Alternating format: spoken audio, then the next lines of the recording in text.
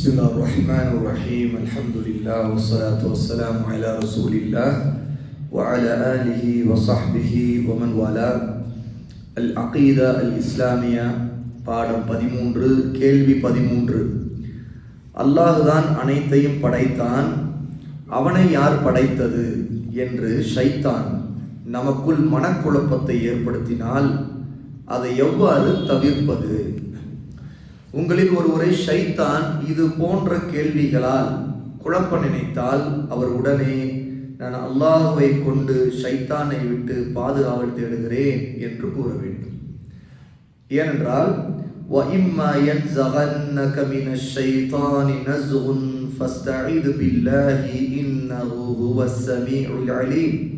நபியே, ஷைத்தானுடைய ஏதேனும் ஓர் ஊசலாட்டம் உங்களை தூண்டுமானால் நீங்கள் அதை விட்டு பாதுகாத்து கொள்ளும்படி அல்லாஹ்விடம் நீங்கள் கோருவீராக.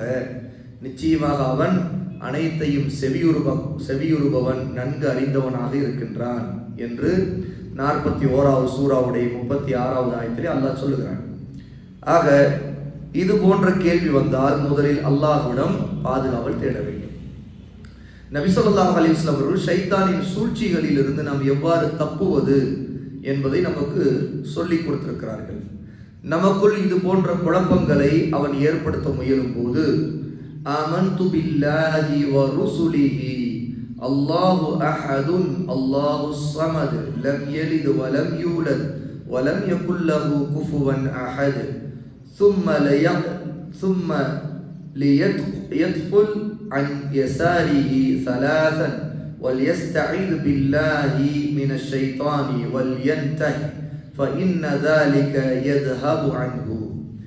ஒருவர் இது போன்ற குழப்பம் வரும்போது நான் அல்லாஹ்வை கொண்டு அவனுடைய தூதர்களை கொண்டு நம்பிக்கை கொண்டிருக்கிறேன்.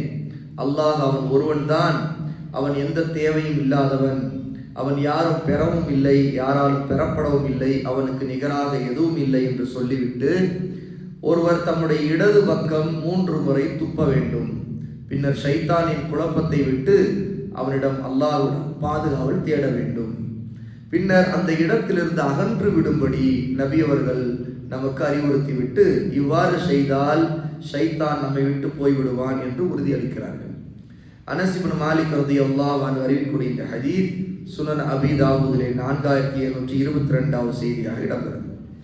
ஆக இந்த நபியொலியை பின்பற்றும் பொழுது ஷைத்தான் போடக்கூடிய மனக்குழப்பம் நம்மை விட்டு நீங்கிவிடும். அல்லாஹ் படைப்பாளன், அவன் படைக்கப்பட்டவன் அல்ல என்று சொல்வது கட்டாயமாகும். இதை உள்ளத்தில் பதிய செய்ய இவ்வாறு சொல்லலாம்: 2 என்ற எண்ணிக்கைக்கு முன்னால் 1 இருக்கிறது, 1 என்ற எண்ணிக்கைக்கு முன்னால் எதுவும் இல்லை. ஆகவே அல்லாஹ் ஒருவன்தான், அவனுக்கு முன்னால் எதுவுமே இல்லை. நபி ஸல்லல்லாஹு அலைஹி வஸல்லம் சொன்னார்கள், அல்லாஹும்ம அன்தல் அவ்வலு ஃபலைஸ கப்லக ஷை. அல்லாஹ்வே, நீதான் முதலாமவன், உனக்கு முன்னர் எதுவுமே இருக்கவில்லை. அபூ ஹுரைரா ரலியல்லாஹு அன்ஹு அறிவிக்கக்கூடிய இந்த ஹதீஸ் சஹீஹ் முஸ்லிம்ல 2713வது ஹதீஸாக இடம்பெறுகிறது. ஆக அல்லாஹ் தான் படைப்பாளன் போது அவனை எவனும் படைக்க முடியாது. ஆக ஒரு எண்ணிக்கை என்றால் கூட 2க்கு முன்பு 1 இருக்கும், 1க்கு முன்பு 0.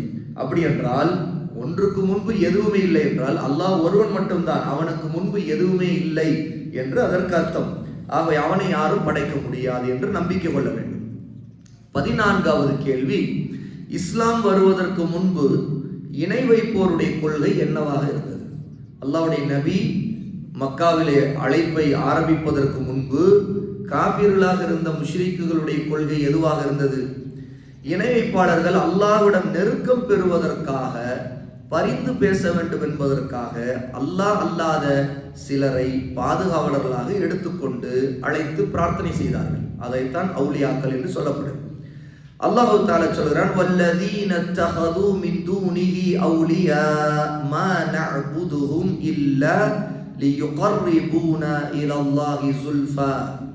எவர்கள் அல்லாஹ் அல்லாதவர்களை தங்களுக்கு பாதுகாவலர்களாக, நேசர்களாக எடுத்துக்கொண்டிருக்கிறார்களோ அவர்கள் அந்த தெய்வங்கள் எங்களை அல்லாஹ்வுக்கு மிகவும் நெருக்கமாக்கி வைக்கும் என்பதற்காக தவிர நாங்கள் இவர்களை வணங்கவில்லை என்று சொல்லுகிறார்கள். சூரா ஜுமர் 39வது சூராவுடைய 3வது ஆயத்திலே அல்லாஹ் இதை சொல்லுகிறான். அப்படி என்றால் ரசூலுல்லாவுடைய காலத்தில் வணங்கி கொண்டிருந்த அந்த முஷ்ரிக்குகள் தாங்கள் வணங்கக்கூடிய சிலைகளையோ அந்த அடியார்களையோ அவர்களை அல்லாஹ் என்று அவர்கள் சொல்லவில்லை. ஆனால் அவர்களை வணங்கி பிரார்த்தனை செய்வதன் மூலமாக அல்லாஹ்விடம் இவர்கள் தங்களை நெருக்கமாக்கி வைப்பார்கள் என்றுதான் நம்பினார்கள். எப்படி இன்று முஸ்லிம்கள் பலர் தர்காக்கள் அடங்கியிருக்கக்கூடிய அவுலியாக்கள் எங்களை அல்லாஹ்வுக்கு நெருக்கமாக்குவார்கள் என்று நினைக்கிறார்களோ அதுபோல அல்லாஹ் கூறுகிறான், وَيَعْبُدُونَ مِن دُونِ اللَّهِ مَا لَا يَضُرُّهُمْ وَلَا يَنفَعُهُمْ وَيَقُولُونَ هَؤُلَاءِ شُفَعَاؤُنَا عِندَ اللَّهِ. அல்லாஹ்வுக்கு இணை வைத்து வணங்குகிறவர்கள் தங்களுக்கு எந்த நன்மையோ தீமையோ செய்ய முடியாத அல்லாஹ் அல்லாதவைகளை வணங்குவதோடு இவை அல்லாஹ்விடத்தில் எங்களுக்காக சிபாரிசு செய்பவை என்றும் சொன்னார்கள். இதை அல்லாஹ் தஆலா சூரா யூனுஸ் 10வது சூராவுடைய 18வது ஆயத்தில் சொல்லி காட்டுகிறான். ஆக முஸ்லிம்களில் சிலர் இன்னைக்கு இணை வைப்பாளர்கள் இணை வைக்கக்கூடிய காரியங்களை எப்படி செய்கிறார்கள், அதுபோலத்தான் முஷ்ரிக்குகளாக இருந்த ரசூலுல்லாஹ்வுடைய காலத்தில் இருந்தவர்களும் தாங்கள் வணங்கக்கூடியவர்கள் அல்லாஹ்விடம் தங்களை நெருக்கமாக்கி வைப்பார்கள் என்றோ அல்லது அவர்கள் எல்லாம் அல்லாஹ்விடம் தங்களுக்காக சிபாரிசு செய்து தங்களை சொர்க்கத்திற்கு அழைத்து செல்வார் என்றோதான் நம்பினார்கள். ஆக இதுதான் முஷ்ரிக்குகளுடைய கொள்கையாக இருந்தது என்பதை தெரிந்து கொள்கிறோம். 15வது கேள்வி, அல் ஹவுஃப், அச்சம், இரையச்சம். அல் ஹவுஃப் என்றால் என்ன, அவற்றின் வகைகள் என்ன? அல் ஹவுஃப் என்பது உள்ளத்தில் ஏற்படக்கூடிய ஒரு கோழைத்தனம். இது இஅ்திகாதி, கொள்கை சார்ந்த அச்சம், தபஇ, இயற்கையிலே ஏற்படுகிற அச்சம் என்று 2 வகைப்படும். ஹவுஃப் என்றாலே அரபியனுடைய அர்த்தம் அச்சம் என்பதுதான். ஆனால் அதில் 2 வகை இருக்கிறது. ஒன்று கொள்கை சார்ந்தது, இன்னொன்று இயல்பாகவே நம்மிடம் ஏற்படக்கூடிய பயம். இந்த 2லே முதலாவது அல் ஹவுஃபுல் இஅ்திகாதி, அதாவது கொள்கை சார்ந்த அச்சம், நம்முடைய நம்பிக்கை சார்ந்த அச்சம் என்பது என்ன? இது மரணித்தவர்களை பார்த்து அச்சம் கொள்வது. உதாரணத்திற்கு கபரில் அடங்கி இருக்கக்கூடிய ஒரு வலியுல்லா என்று நம்பக்கூடிய ஒருவரை பார்த்து அவர் இறந்து அடக்கம் செய்யப்பட்டிருந்தால் கூட அவர் ஏதாவது நமக்கு செய்து விடுவார், நாம் அவரிடம் பிரார்த்தனை செய்து அவருடைய நல்ல விதம் நடந்து கொள்ள வேண்டும் என்று ஒருவர் கபரில் அடங்கியிருக்கிறவரிடம் பற்றி அவருக்கு சில சக்திகள் இருக்கிறதாக பயப்படுவது இருக்குது. இதுதான் ஒருவருக்கு அகீதாவில் வரக்கூடிய கொள்கை சார்ந்த அச்சம். இது பெரிய வகையான இணை வைப்பும் ஷைத்தானுடைய செயல்பாடுவாகும். இது ஒரு ஷிர்க்லே இது பெரிய வகை. ஏனென்றால் இப்படி இறந்து விட்ட ஒருவருக்காக அவர் ஏதாவது செய்து விடுவார் என்று பயப்படுவதற்கு இது ஒரு ஷிர்க்கான பயம். இன்னமா ذَلِكُمُ الشَّيْطَانُ يُخَوِّفُ أَوْلِيَاءَهُ فَلَا تَخَافُوهُمْ وَخَافُونِي إِن كُنتُم مُؤْمِنِينَ. இப்படி அவர்களை பயமுறுத்த செய்தது ஒரு ஷைத்தான் தான். அல்லாஹ் சொல்கிறான், அவன் தன் நண்பர்களை பற்றி பயமுறுத்தினான். ஆகவே நீங்கள் உண்மையாகவே அல்லாஹ்வை நம்பிக்கை கொண்டவர்களாக இருந்தால் அவர்களுக்கு பயப்பட வேண்டாம், எனக்கே பயப்படுங்கள் என்று சூரா ஆல் இம்ரான் 3வது சூராவுடைய 175வது ஆயத்தில் அல்லாஹ் சொல்கிறான். ஆக இந்த அச்சத்தை அல்லாஹ் தஆலா இந்த இடத்தில் ஷைத்தான் போடக்கூடிய அச்சம் என்றும் அவர்களுக்கு பயப்படக்கூடாது என்றும் இந்த ஆயத்திலே வலியுறுத்துகிறார். ஷைத்தானுடைய நண்பர்கள் தான் உங்களை பயமுறுத்துகிறார்கள். ஆக அகீதா சார்ந்த ஒரு அச்சத்தை நம்முடைய உள்ளத்திலே ஷைத்தான் போடுவான். அப்போ நாம் அல்லாஹ்வுக்கு அஞ்ச வேண்டும், ஷைத்தானுக்கு பயப்படக்கூடாது. அவர்கள் வலுவுள்ளவர்கள், சக்தி உள்ளவர்கள் என்று உங்களுக்கு ஊகத்தை உண்டு பண்ணுகிறார்கள். ஷைத்தான் என்ன செய்கிறான்? ஏதோ மறைவான சில சக்திகள் எல்லாம் சிலருக்கு இருப்பதை போல அல்ல இறந்துவிட்ட அவுலியாவுக்கு இருப்பதை போல ஷைத்தான் அந்த பயத்தை போடுகிறான். ஆகவே அவனுடைய இந்த பயத்தை நீங்கள் எதிர்கொள்ளும் போது அவனுக்கு அஞ்சாதீர்கள். ஷைத்தான் உங்களை தூண்டி ஊகத்தை ஏற்படுத்தினால் என் மீது பரிபூர்ணமாக நம்பிக்கை வையுங்கள். அல்லாஹ் தஆலா என்ன உணர்த்துகிறான்?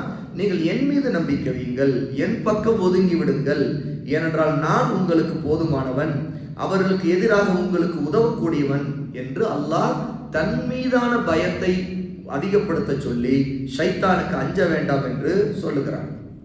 மரணித்தவர்களை பார்த்து பயப்படுவது, அஞ்சுவது இணை வைப்பாளர்களுடைய செயலும் கொள்கை. ஏனென்றால் முஷ்ரிக்குகளாக ஷிர்க் செய்யக்கூடியவர்கள் தான் இறந்து விட்டவர்களுக்கு ஏதோ சில சக்திகள் இருக்கிறது, அவர்கள் இந்த உலகத்தை இயக்குகிறார்கள், நாம் பேசுவதை கவனிக்கிறார்கள், நாம் அவர்களுக்கு ஏதேனும் தீங்கிழைத்தால் அவர்கள் நமக்கு துன்புறுத்தம் தந்து விடுவார்கள் என்று பயப்படுவார்கள். அலைஸல்லாஹு பிகாஃபின் அப்தா வயுஹஃபிஃபூனக பில்லதீன மின் தூனி.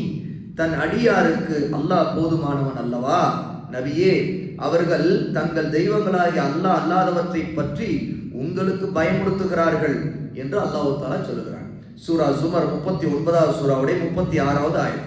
ஆக இதிலிருந்து தெரிய வருகிறது, காபிர்கள் ரசூலுல்லாவை கூட தாங்கள் வணங்கி கொண்டிருக்கிற தெய்வங்கள் ரசூலுல்லாவை ஏதாவது துன்புறுத்தி அல்லது ஏதேனும் ஒரு பாதிப்பை, தாக்குதலை அல்லது தீமையை செய்துவிடும் என்று பயமுறுத்தினார்கள்.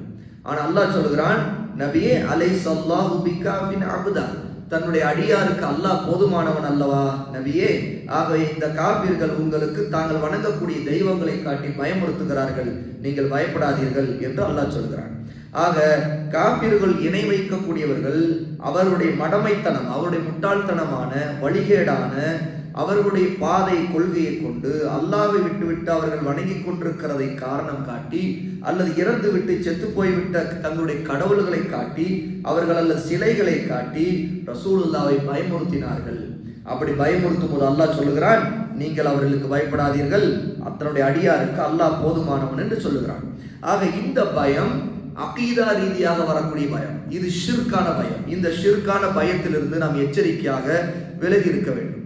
ஹூத் அலைஹிஸ்ஸலாத்து வஸ்ஸலாம் அவருடைய சமூகம் அவர்களுக்கு அனுப்பப்பட்ட நபி ஹூத் அவர்களை பார்த்து இப்படி சொன்னார்கள், இன்னகூலு இல்ல தராக பஅது ஆலிஹதினா பிசூ, எங்களுடைய சில தெய்வங்கள் உங்களுக்கு கேடு உண்டு பண்ணி விட்டன. அதாவது ஹூதே, எங்களுடைய தெய்வங்கள் உங்களுக்கு கேடு செய்துவிடும், தீமை செய்து விடுவது என கூறுவதை தவிர வேறு எதையும் நாங்கள் கூறுவதற்கு இல்லை. ஆகவே உங்களுக்கு நிச்சயமாக நீங்கள் எங்களுடைய தெய்வங்களை நிராகரித்து விட்டீர்கள், அந்த தெய்வங்களுக்கு எதிராக பேசுகிறீர்கள், ஆகவே உங்களுக்கு கேடு நடக்க போவது பாருங்க, எங்க தெய்வங்கள் உங்களை சும்மா விடாது என்று ஹூதை பார்த்து அவருடைய சமுதாய மக்கள் சொன்னார்கள். அல்லாஹ் தஆலா இதை 11வது சூராவுடைய 54வது ஆயத்திலே சொல்லி காட்டுகிறான். அதாவது எங்களுடைய தெய்வங்களில் சில உங்களுடைய அறிவில் குறைபாட்டை ஏற்படுத்தி பைத்தியத்தை உண்டாக்கி விட்டதால் தான் அவற்றை வணங்க விடாமல் எங்களை நீங்கள் தடுக்கிறீர்கள். நபிமார்களை அவருடைய சமுதாயம் அவர்களுடைய தாவாவை வைக்கும் போது அந்த நபிமார்களை அந்த கூட்டத்தார், அந்த மக்கள் பைத்தியங்கள் என்று சொன்னார்கள். பைத்தியம் என்று சொல்லும் போது இந்த பைத்தியம் எப்படி வந்தது உங்களுக்கு என்றால், அந்த மக்கள் சொன்னார்கள், எங்களுடைய தெய்வங்கள் உங்களுக்கு பைத்தியம் பிடிக்க வைத்து விட்டன, ஆகவேதான் எங்கள் தெய்வங்களை வணங்கக்கூடாது என்று எங்களை தடுப்பதற்கு நீங்கள் பேசிக்கொண்டே இருக்கிறீர்கள் என்று சொன்னார்கள்.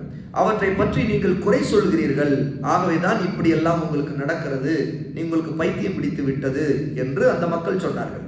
இதற்கு நபி ஹூத் அலைஹிஸ்ஸலாத்து வஸ்ஸலாம் பதில் சொன்னார்கள். கால இன்னி உஷ்ஹிதுல்லாஹ வஷ்ஹது அன்னி பரீஉம் மிம்மா துஷ்ரிகூன மின் தூனிஹி ஃபகீதூனி ஜமீஅன் ثم لا تنذرون. நிச்சயமா நான் அல்லாஹ்வை சாட்சியாக்கி வைக்கிறேன், நிச்சயமா நான் அவனை தவிர நீங்கள் வணங்கி கொண்டிருக்கிற எதையும் வணங்க மாட்டேன், விலகி கொண்டு விட்டேன். சூழ்ச்சியை நீங்கள் செய்து கொள்ளுங்கள், நீங்கள் எனக்கு எந்த ஒரு அவகாசம் நீங்கள் தர தேவையில்லை, உங்கள் சூழ்ச்சி ஒன்றும் பலிக்காது என்று நபி ஹூத் அலைஹிஸ்ஸலாத்து வஸ்ஸலாம் அந்த கூட்டத்திற்கு, தன்னுடைய சமுதாய மக்களுக்கு பதில் சொன்னார்கள். ஆகவே அவர்கள் சவால் விட்டார்கள், உங்களுடைய தெய்வங்களால் என்ன செய்ய முடியுமோ செய்து கொள்ள சொல்லுங்கள், நீங்கள் சூழ்ச்சி செய்யுங்கள், ஆனால் உங்களுடைய சூழ்ச்சி எதுவுமே பலிக்காது, நீங்கள் உடனே செய்யுங்கள், அவகாசம் கூட தர வேண்டாம், நீங்கள் நாளை மறுநாள் என்று கூட காத்திருக்க வேண்டாம், இப்போதே உடனே உங்களுடைய தெய்வங்களை அழைத்து என்னை தண்டிக்க சொல்லுங்கள், ஒன்றும் உங்களுடைய தெய்வங்களால் முடியாது, நீங்கள் வணங்கி கொண்டிருக்கிறதெல்லாம் பொய்யான தெய்வங்கள் என்று ஹூத் அலைஹிஸ்ஸலாத்து வஸ்ஸலாம் பதில் சொன்னார்கள். 11வது சூராவுடைய 54, 55 2 ஆயத்தில் அல்லாஹ் தஆலா சொல்கிறான். ஆக இதிலிருந்து இறந்தவர்களை பார்த்து அச்சம் கொள்வது இணை வைப்பதாக ஆகும். இஸ்லாமியர்களில் முஸ்லிம்களில் சிலர் இதில் வீழ்ந்திருக்கிறார்கள். அதனால தான் அவர்கள் தர்காவில் அடங்கி இருக்கக்கூடிய அல்லது கபரில் அடங்கி இருக்கக்கூடியவர்கள் தங்களுக்கு ஏதாவது செய்து விடுவார்களோ என்று பயந்து அதற்காகவே அந்த தர்காக்களில் இருக்கிறவர்களுக்கு நேர்ச்சை செய்வது, அவருக்காக அறுத்து பலியிடுவது, அவரிடம் தங்களுடைய கஷ்டங்களை முறையிட்டு பிரார்த்தனை செய்து உதவி கேட்பது, இப்படி பல விஷயங்களை செய்து கொண்டிருக்கிறார்கள்.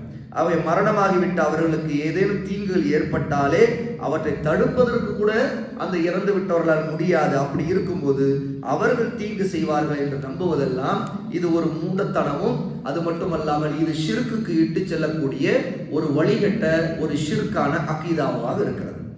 இரண்டாவது பயம் அல் ஹௌஃபு தபீஇ, அதாவது இயல்பிலே ஏற்படக்கூடிய ஒருவருக்கு வரக்கூடிய பயம். இது மார்க்கத்திலே தடுக்கப்படவில்லை. ஒருவரிடம் அந்த பயம் இருப்பது அவர் மீது குற்றமாகாது. உதாரணத்துக்கு, ஒருவன் அநியாயக்காரனாக இருக்கிறான், அவன் நம்மை ஏதேனும் பிடித்து கொலை செய்து விடுவான், ஒரு திருடன் நம்மை கொலை செய்து விடுவான் என்று பயப்படுவது, அல்லது ஒரு விலங்கு ஒருவர் ஒரு பாம்புக்கு பயப்படுவது, அல்லது இருட்டுக்கு பயப்படுவது, அல்லது புலி சிங்கத்திற்கு பயப்படுவது, கரடிக்கு பயப்படுவது, இப்படி போன்ற பயம் எல்லாமே இது ஷிர்கில் வராது. இது இயல்பாக ஏற்படக்கூடிய ஒரு பயம். فأوجس في نفسه خيفة موسى. மூசா அலைஹிஸ்ஸலாத்து வஸலாம் இயல்பிலே அந்த பயம் உள்ளவராக இருந்தார். ஆகவேதான் அல்லாஹ் தஆலா அவங்களுடைய கைத்தடி கீழே போட சொன்ன உடனே அது உடனே பாம்பாக மாறிய போது பாம்பை பார்த்து மூசா விரண்டு பின்வாங்கி ஓட ஆரம்பித்து விட்டார். ஆக இந்த பயம் மூசாவிடம் இயல்பிலே ஏற்படக்கூடிய பயம். மூசா ஒரு நபியாக இருந்தும் அந்த பயம் அவருக்கு வந்தது. ஏன்னா முதல் தடவையாக பாம்பை கண்கூடாக முன்னாடி பார்த்த உடனே அது கொட்டிவிடும் என்று பயந்து உடனே ஓடினார். ஆக அல்லாஹ் தஆலா மூசாவுக்கு நீங்கள் பயப்படாதீர்கள் என்று சொன்னார். ஆக இந்த பயம் இயல்பில் வரக்கூடிய பயம். ஆகவேதான் ஒரு கொலைகாரனை பார்த்து பயப்படுவது, சில நேரத்தில் சில ரவுடிகளை பார்த்து பயப்படுவது, இது எல்லாமே ஒருவருக்கு இயல்பிலே வரக்கூடிய பயம். இது மார்க்கத்தில் குற்றம் அல்ல. இதில் சில நேரத்தில் அது ஒரு பாவத்தை செய்வதற்கு நம்ம தூண்டி அதற்காக நம் பாவம் செய்தோம் என்றால் அப்போது ஒருத்தர் நிர்பந்தம் செய்தால் கூட அல்லாஹ் தஆலா அவரை மன்னித்து விடுவான். ஆக இந்த அடிப்படையை விளங்கிக் கொள்ள வேண்டும். ஆகவே பயம் என்பதில் ஹவுஃப் என்பது ரெண்டு வகையாக இருக்கிறது. ஒன்று அகீதாவில் வரக்கூடிய பயம், அது ஷிர்காக பெரிய ஷிர்காக ஆகும். இன்னொன்று இயல்பில் வரக்கூடிய ஒருத்தருடைய இயற்கையான குணாதிசயத்தில் வரக்கூடிய பயம், அது ஷிர்கிலே வராது என்பதும் தெரிந்து கொள்கிறோம். அல்லாஹ் தஆலா இன்னும் அகீதாவுடைய பாடங்களை ஆழமாக அறிந்து கொள்ளக்கூடியவர்களாக நம்மை ஆக்குவானாக. வ ஆகிரு தஅவானா அல்ஹம்துலில்லாஹி ரப்பில் ஆலமீன்.